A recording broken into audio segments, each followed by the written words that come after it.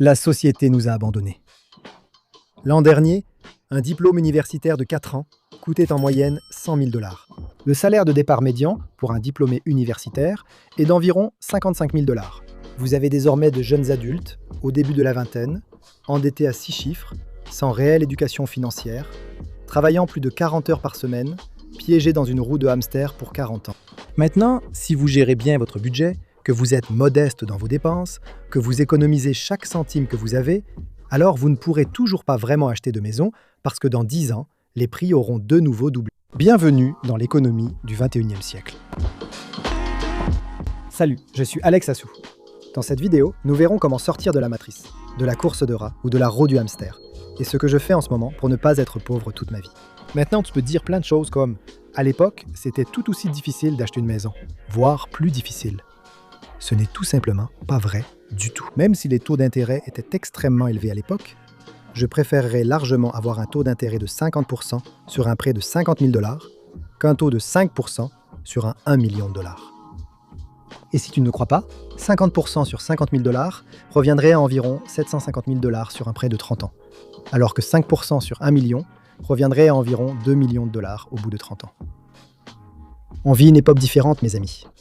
L'ancienne méthode, qui consistait à obtenir un diplôme, trouver un emploi, acheter une maison, fonder une famille, est morte. Je ne dis pas que l'université ne vaut pas le coup. Bien sûr, il y aura toujours des filières comme la médecine, la dentisterie ou l'ingénierie qui nécessiteront toujours des études. Mais même dans ce cas, les universités ne sont pas très efficaces en termes de rapport qualité-prix.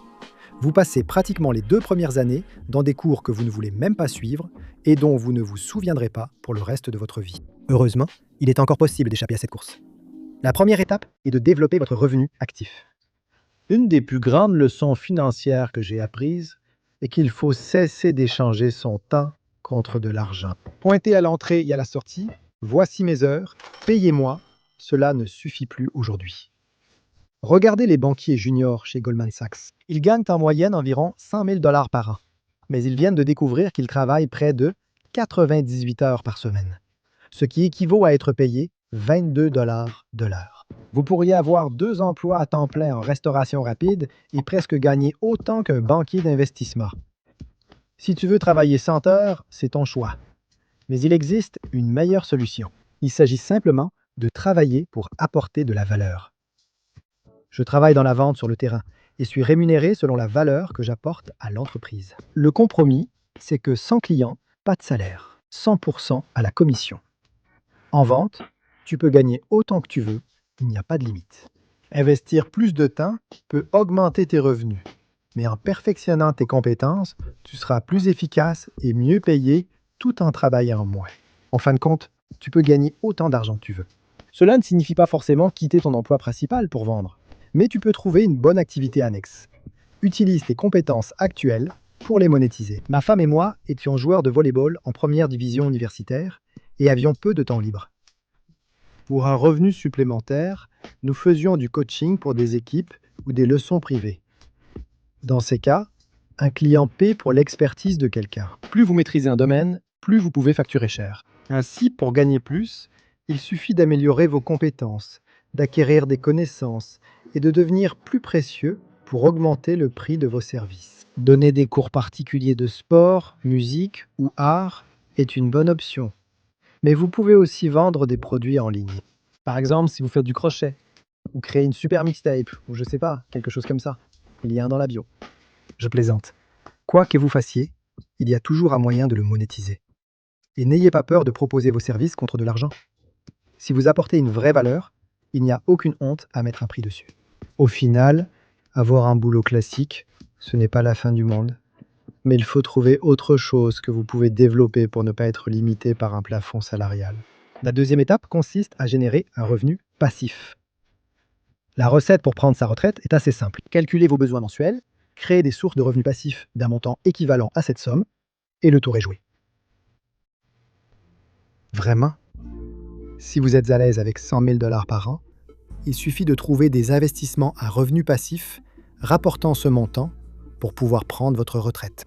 Ça semble facile, non? Honnêtement, je n'ai pas de chiffre précis pour ma retraite. Mais si vous développez progressivement vos investissements à revenus passifs, vous vous rapprocherez de cet objectif. Il existe de nombreuses stratégies, mais la mienne est de créer un large portefeuille immobilier et un portefeuille d'actions à dividendes. Dans ma première vidéo ici, j'ai expliqué comment j'ai acheté mon premier bien locatif. Le revenu locatif que je reçois chaque mois de ce bien fera partie de mon plan de retraite à terme. En plus du revenu locatif mensuel, je bénéficie d'avantages fiscaux, de la valorisation du bien et de la constitution de capital, ce qui m'aide à atteindre mon objectif. Je travaille pour acquérir davantage de biens générant des flux de trésorerie et enrichir mon portefeuille immobilier. L'autre méthode consiste à investir dans des actions à dividendes. Un dividende est une part des bénéfices versés aux actionnaires. Consultez le rendement du dividende d'une entreprise pour savoir combien vous serez payé annuellement selon le prix de l'action. Prenez par exemple Johnson & Johnson, qui sont connus pour verser un dividende assez solide et régulier de 2,54% chaque année.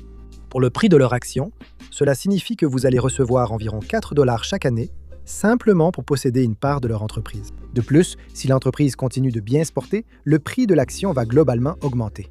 Ainsi, la valeur totale de votre investissement va également augmenter. Ces deux méthodes sont idéales pour augmenter vos revenus passifs. Une fois le chiffre atteint, vous pouvez prendre votre retraite et profiter de la vie à la plage. En résumé, vous voulez créer une ou plusieurs sources de revenus qui n'ont pas de plafond et que vous pouvez développer.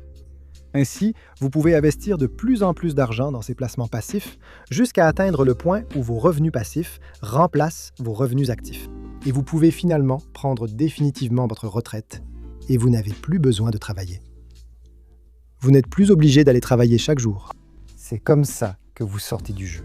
Si vous voulez en savoir plus sur la création de sources de revenus actives, la recherche d'investissements passifs ou simplement sur la constitution d'un patrimoine en général, appuyez sur le bouton « S'abonner » et suivez mon parcours.